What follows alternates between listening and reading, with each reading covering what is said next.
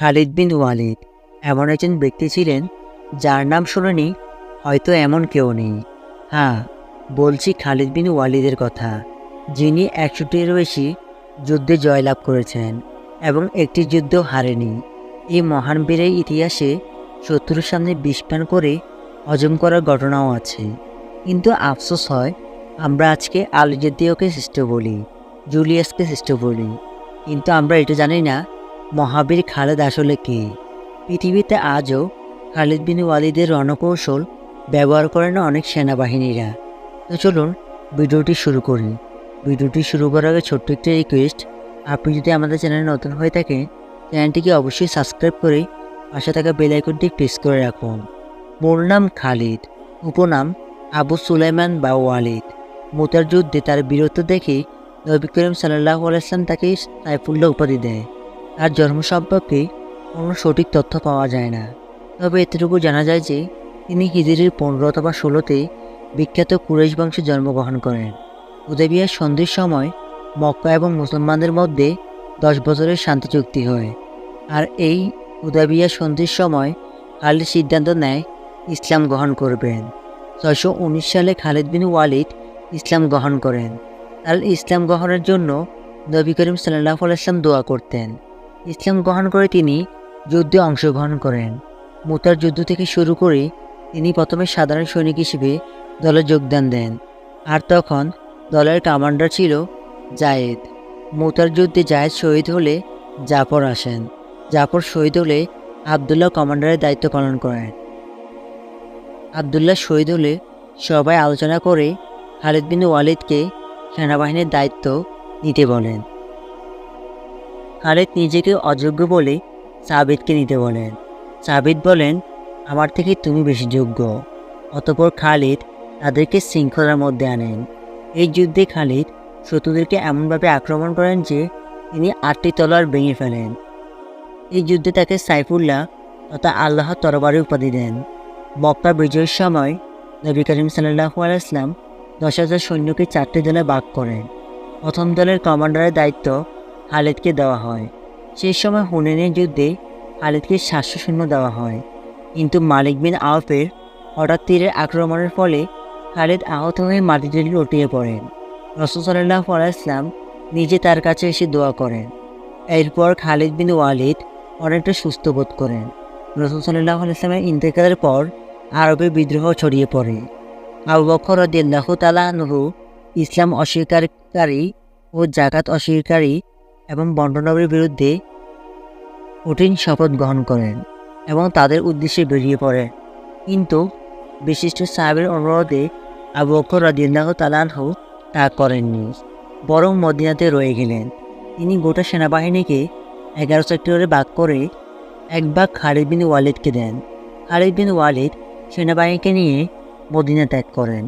সর্বপ্রথম তিনি বন্ডনবী তুলহার বিরুদ্ধে অভিযান শুরু করেন। তুমুল যুদ্ধ চলছে। একে একে সবাইকে হত্যা করেছেন খালিদ এবং ৩০ জনকে বন্দী করেন। এরপর তিনি মুসলামার বিরুদ্ধে অভিযান পরিচালনা করেন। মুসলামা হামজা রাদিয়াল্লাহু তাআলা আনহুর হত্যাকারী ওয়াসি রাদিয়াল্লাহু তাআলা আনহুর কাছে নিহত হন। তারিখুল গ্রন্থকার বলেন, বন্ডনবী মুসলামাকে হত্যা করে যাকাত অস্বীকারী ও মুরতাদের বিরুদ্ধে অগ্রসর হন। অতঃপর তাদের কিছু মারা যান, কিছু নিহত হন, কিছু তাওবা করে ফিরে আসেন। এরপর তিনি ইরাক অভিমুখে রওনা হন। ইরাকে পৌঁছে তিনি আবরার, আইনুত, দুবা, তমুর, হীরা ও সোনা প্রভৃতি অঞ্চল দখল করে অন্তত সাহসিকতার সাথে তিনি ইসলামের পতাকা সেখানে উত্তোলন করেন। তিনি সর্বশেষ যুদ্ধ করেন ইরাকি ফোরাত নদীর কাছে। ফোরাত নদীর এক পাশে মুসলিম বাহিনী, অপর পাশে ইরাকি বাহিনী। ইরাকিদের প্রস্তাব মতে তাদেরকে নদী পার হবার সুযোগ দেন। অতঃপর তাদেরকে তিনি ৩ দিক থেকে ঘিরে ফেলেন। ইরাকি বাহিনীর সামনে মুসলিম বাহিনী এবং পিছনে বিশাল নদী, পালানোর কোনো পথ নেই। সামনে আগালে তরবারির আঘাত এবং পিছনে ফেললে নদীতে ডুবে মরতে হবে। অতঃপর তারা পরাজয় বরণ করল। ইরাক দখলের পর খলিফার নির্দেশে তিনি বসরায় যান এবং পূর্বে মুসলিম বাহিনীর সাথে যোগ দেন। এরপর খালিদ বিন ওয়ালিদ বসরা আক্রমণ করেন। বসরাবাসী বিতবাম্ব হয়ে ৬৩৮ খ্রিস্টাব্দে শান্তি চুক্তি করে। এরপর তিনি সিরিয়ার দিকে অগ্রসর হন।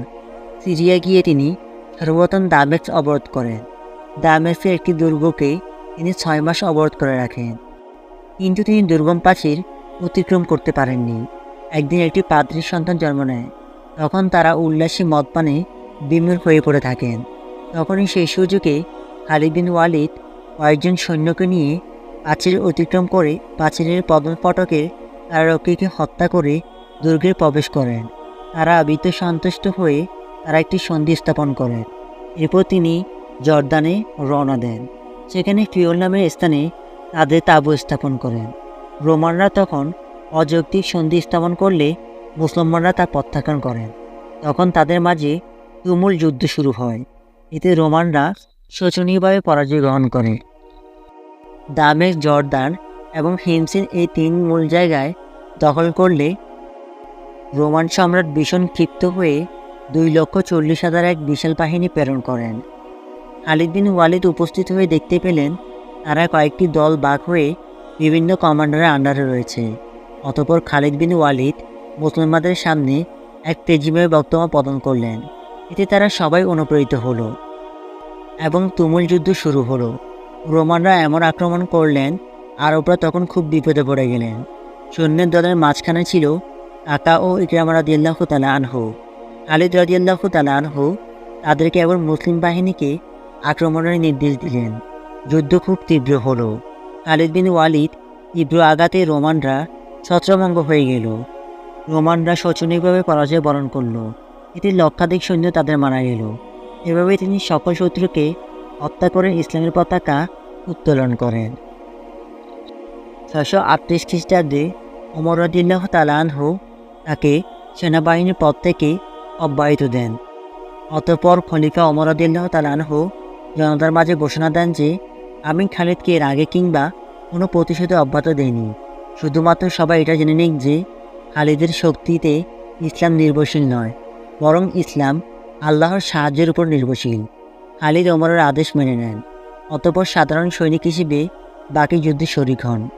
অতঃপর খালিদ বিন ওয়ালিদকে সিরিয়ার রাহা, হিরা, হামদ এবং লারতার শাসনকর্তা হিসেবে নিযুক্ত করেন। তিনি দায়িত্ব পেয়ে দ্রুত সিরিয়ার দিকে গমন করেন।